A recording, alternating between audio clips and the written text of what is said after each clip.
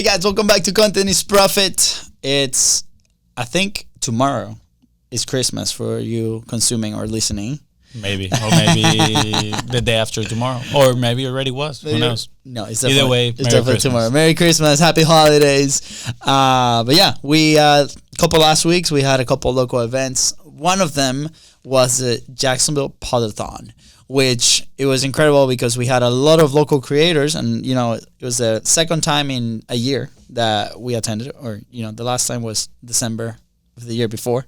Is that correct? Maybe a year ago. I don't know, but the first time we went, we just attended and we met a lot of people. We like to mix and mingle with a lot of the local creators and kind of have conversations. And this time they had us in one of the tables. We were blessed enough to be one of the sponsors of the event. Excited to bring some people into the studio, and they had us talking about multipurposing your content. And let me tell you, there are a lot of questions, and in today's episode, we're going to answer a few of those. So, Fonzie, what's up? What you laughing? I mean, there were questions, but I think my prediction is that they were not Fonzie's favorite questions to ask. I don't have favorite questions to be asked, I'm in here on service of the people to that is right. Guide them to, principles and foundations and empower them to be able to catch their own fish rather than me giving them a simple fish, it's not about that. It's actually, I'm empowering them to learn how to find their own lake and then know how to fish and that's when we lost half of the yacht. No, I'm kidding. Because what if the lake dries up? No. That is true. I mean, we're both fans, by the way, like for the record, we're both like that. And I think we tackled the conversation with that angle. But how would you describe the questions that came through? I think people wanted hacks and tricks, right? Do you want hacks and tricks over there on the other side of the camera? I think that was the underlying main concern for everybody, which is nobody explained it with these words, but this is kind of like what I read in between the lines, which is, okay, all the big creators are everywhere. And if I want to have a big, successful podcast, I need to be everywhere as well. But I do not have the resources that the big people have with their big businesses and big awareness. So I need the hacks and the tricks so I can maximize my visibility. Yeah. That's kind of like how I interpreted most of the questions. Yes. And again, like nothing wrong with that, right? Like everybody, I think, it's a very valid question. So before we get started, I want you to go to, if you haven't gone yet, go to www.bizbros.co, bizbros.co/monetize, and go ahead and download those two guys, because those are going to be the baseline of what we're going to be talking a little bit about today. And over this last month, we've talked a lot about it, and I encourage you to go listen to the detailed episodes, but have them next to your computer, because like I said, a lot of the problems that people came to us in those two sessions in the meetup was, for example, like how to repurpose the right thing at the right time for that episode, right? Like how do we re-engage or re-promo like older episodes or old content, right? How do we, from podcast to and content, right? How do we optimize that system? A lot of people wanted to what is the magic tool that can help you do that? By the way, there's no magic tool. There's magic minds, I guess. What is a systematic workflow that we can do that? And every single creator there had a very different type of podcast. Like probably you listening right now, you probably have a very different type of content that you create. And the cool thing is, like, if you start looking at your content and your production and your venture with the eyes of frameworks, it's gonna be so much smoother. You can start putting the pieces together in those specific slots, and you can move a lot faster. So we definitely share a little bit of a multipurposing framework, but we want to really start with, okay, go back to the publishing pyramid, right? Like, what are the resources that you're working with? What is your main objective? Do you have a goal of your podcast? Like, what is that goal for every single business? Probably that publication is to create revenue for the business, right? We want it to be an investment that makes sense. What are some of the other things that you heard? Maybe some of those tactical problems that, or things that you saw. For me, it seemed like most people, because we had people from all levels. We had somebody that was very interested, but then when we talked about her podcast, she said, well, I haven't even launched it. I'm like, probably you shouldn't even be worrying about this right now. You should probably launch Yeah. episode 1, record and launch it. Then we have people that actually had like hundreds of episodes. There was a guy there that had more episodes than we had. I had 2 shows, and his concern was, how do I leverage the content that I've used in the past on a timely matter right now? So it seemed like most people wanted hacks and tricks, right? Like we mentioned before, to leverage their content, but also it seemed like they were in search of a strategy of sorts. Like to me, it looked like they haven't done the exercise of sitting down and putting down some goals and be like, okay, let me reverse engineer this. How do I get to this point where I want to be? What is the goal? And what we focus on explaining them was the publishing pyramid. It's like, hey, you need to truly understand your resources and your capacity. You need to take this into account because this is going to help you determine X, Y, and Z. Now, to give you a little bit of dopamine and satisfy a little bit of your hacks and tricks cravings, these are the tools that we use in our business that you can ask him for, but that comes with a caveat, which is it is just a tool. It will not do the work for you. So you still need resources, right, and capacity to be able to use these ones. It's just a piece. It's just a cog in the machine at the end of the day. And I just wanted to be very clear with these people because I don't want to go there and give them false expectations. Like, you have this tool and it's going to do everything for you. No, it still takes time. AI can facilitate selecting the right moments, for you to clip. But then you have to go in and maybe you will have to structure it in the right way. You have to find the right hook. Maybe you need to create some sort of edits, right? There are other, AI tools like our great partners at Capshow that are going to help you with blogs, right? And they're going to write something really good in your voice. But guess what? You still need to do quality control. You still need to go through it and maybe change a few things here and there. Yeah. And I feel like people don't quite understand that.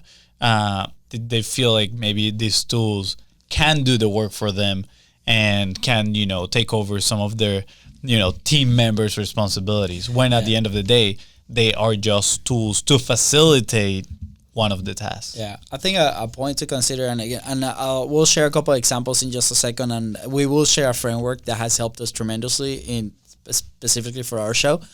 But I think, across the 500 plus episodes, the creators that we've been able to interact to help and support, the most successful ones are the ones that are involved in the process at some degree, right? I want you to consider like these 6 stages where you have like the creation, as in like the what do I say in the podcast, right? You have your creation aspect, that could be your studio, your equipment, the place that you record, the production. So that's like, how does that content look at the final stage? Your distribution, like where do you deploy this content, right? What platforms, what marketing strategies can you use? Monetization, like how do you capturing an audience and how do you providing something of value in exchange of money? And then at the end, it's like, how do you manage all this? So we go in depth in other episodes going through all these six layers, but I want you to write them down, go back, put them in a piece of paper and start assigning like where are you spending your time, right? Like just recently I heard an interview with that reporter guy that does like the in-depth map videos and like John Harris, or Johnny Harris, yeah. And it's incredible. He had a video on Elon Musk, right? And the amount of work that they put into those videos, keep in mind, this is a creator that has been doing it for a long time, won an Emmy, right? He enjoys the process. He personally is very involved in the process, but the prep doc just to do the video is 180 pages.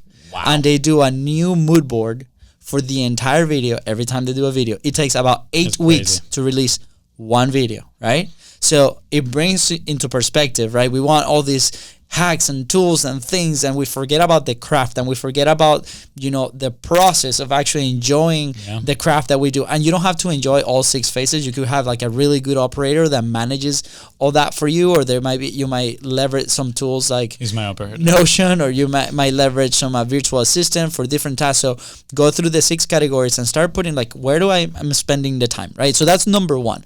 Then number 2, I think most people, like especially in that conversation, if you want to keep it around multipurposing, right? Let's say this falls in the production aspect of those 6 phases, right? So not even considering, the way that you created, if you're effective at that, if you have a good setup, or like the topic is good, your message is good, not even considering that. Let's assume that's all taken care of and you have your raw footage, right? Within the context of that, there's what has allowed us to have a business, right? A service. That's a service that we actually been providing for the last 5 years, is macro to micro, M to M. We call it like that, right? It's like from long form to short form, and that can look in very different ways as the platforms evolve. So what I'll say is like, okay, what is your weekly output goal? And something like this, let's use the example of our show, Content is Profit. Each episode, we do 3 or 2 a week, right? Sometimes we record 3, but we've been distributing 2 a week. Out of that main episode, each episode will give us a little vertical trailer, the same trailer in landscape format, and then 4 clips that we can put on social media for that. That helps us stay relevant. That's our baseline content. On top of that, highly recommended is, do a little bit different layer type of content, almost like, you're recording in different styles, depending on the platform, right? YouTube specific content if you're into that. But in our case, for the show, that's what we do. On top of that, each episode, we can also write a blog, right? And you can use tools like Capture to help you leverage something like that. Or you can write it yourself, right? I personally don't enjoy writing. Fonzie enjoys writing a lot, and he's really good at it. I try to leverage AI, and I was very proud the other day. I showed him something that I did with AI, and he's like, this is actually decent. And I was like, yes, we're getting there. But it involved the human process of it. If it's not you and you really want to do a blog about your podcast, find out who can do that for you, right? And then, so that's our content map, really. Like 1 main episode, 4 clips, the trailer, and a blog that comes out. And we do that about twice a week. So start measuring your capacity, your resources. How can you get there? If you see somebody in your industry that you admire, try to study their content. Like, how many times a week are they publishing? What kind of videos? Like, what's the message that they're putting on? Like, how long are they? Like, they're probably very labor intensive, right? Can you do a version of that? Can you be consistent for a long period of time with that? Are you going to enjoy that process, right? And then you can leverage tools like Riverside or Descript or Opus Clips. We've tried all the AI tools. There's nothing Capture, right? There's nothing like a well-trained human being. So if we were to choose, try to go and find the who that's doing it really well. Yeah, and again, that who might be leveraging AI tools, which sure, they're evolving, they're being great and all that stuff. But we've discussed in previous episodes, I think human connection is gonna end up in the forefront for most people. I wanna add something real quick in here. I would ask myself, if I'm looking to produce a lot of content, multipurpose my previous podcast, I would ask myself, which is, what we told these people in the round table, are your efforts supporting your goals, right? At the end of the day, you might have a huge content map just because somebody else in your industry is doing it, but is that map supporting your goals? If your goals is to, increase clients, by 10%, is that amount of content actually helping you do that, right? You're going to have to track that yourself and see if it works. Because maybe what you realize is that a different task that you're doing and that you are now putting less attention to because you decided to do all these other tasks, right, was what was converting more clients for you. So, redirect your resources to whatever it is working. So not just do it for the sake of doing big amounts of content because other people in your industry might be doing it. Yeah. Right? Like, do it with a purpose. What is your purpose of this? Is my purpose to increase visibility to my podcast? And then you realize that you're posting 30 clips a week, but it's actually not driving any traffic to your podcast, or your podcast downloads and listens are not increasing. Guess what? Maybe that is not the way. Yeah, so you're going to have to adapt. You're going to have to change your plan and figure out a different strategy, which is totally normal. Yeah, maybe you do a little less clips, right? Just to have a baseline, and then invest some of that time, or maybe the time of your editor, into something different, a little bit more, maybe higher frequency for episodes, right? Maybe you do 2 or 3 shorter episodes. It really depends on every specific case, but what we like to recommend is start looking at your strategy under the frameworks, right? The publishing pyramid, the not so long the minimum viable content if you haven't been started, but the 6 steps that we mentioned below, and you can start testing these out. Grab base data for about a week, 2 weeks of consistent publishing. Okay, what did we do there? Can we change something different for the next couple of weeks? And talk to your team, or you do it yourself, and you'll be very pleased with some of the stuff that can change. A very real example is in the conversation that we had yesterday. The lady really wanted to, drive a little bit more traffic to her podcast.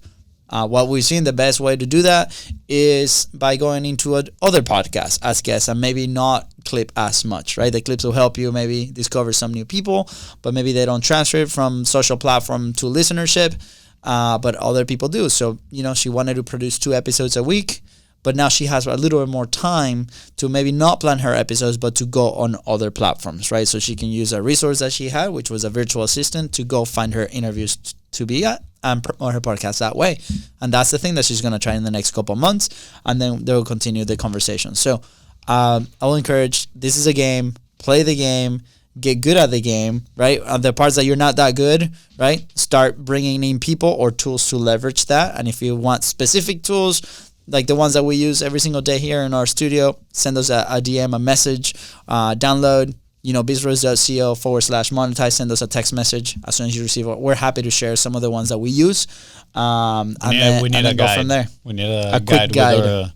Or affiliate links for people that want to support, obviously, but also if you're looking to, not having to search around too much, we can give you a guide with the tools that we use or approve. Yeah, so here what we'll do is I'm going to mention a couple of them that we heavily use, and we're going to put the links right below. So in our specific case, how we communicate and we keep track of the people that we connect on social is there's a tool called Flowchat. It has been really cool. I've used it a little bit more than Fonzie, I think, but it's pretty cool how you can, import social media context into a pipeline, and you can, keep communication with them, as in relationship is super important. How we process our videos and value indexes, as in how do we grab the nuggets that we want to select, or top editorial process with the episodes. We use a lot of Descript as well. Obviously, for editing purposes, any Adobe product is really good. If you're a beginner, Descript helps a lot, but if you like video editing, obviously Adobe Fonzie is the expert there, so he can help you with any questions. Let's see what else. Obviously, the amazing Capture for written content. They are very solid at the output that they give you, as in also identifying your own voice is really good when there's shows with 2 people, and they're working on shows with more people, but the output is really, really decent, and it's almost ready to publish as soon as you get it. So I encourage you to go check out a bunch of those tools, and but we're gonna leave the links below, so you can go and download them. Anything else, Fonz, before we head out? No, just measure resources and capacity, and don't let yourself be influenced by what you see out there. Find your own challenges and your own strategy and stick to it. Yeah, absolutely. I will encourage to go listen to the previous episode as well, where we dive deep into content growth mastermind that we talked about, and don't miss the next episode, because we're bringing Carly, our residents at Hotspot, and we're going to talk about what to look for in content in 2025. So stay tuned for that in a couple of days. And then with that said, thank you so much for tuning into the Content's Profit podcast. Go ahead and follow the show in your favorite podcasting platform and on social media at BizBrosCo. That is right. And if this episode helped you move one step closer towards your goal, please don't forget to share it. And of course, don't forget to leave a 5-star review. See ya. Bye, guys.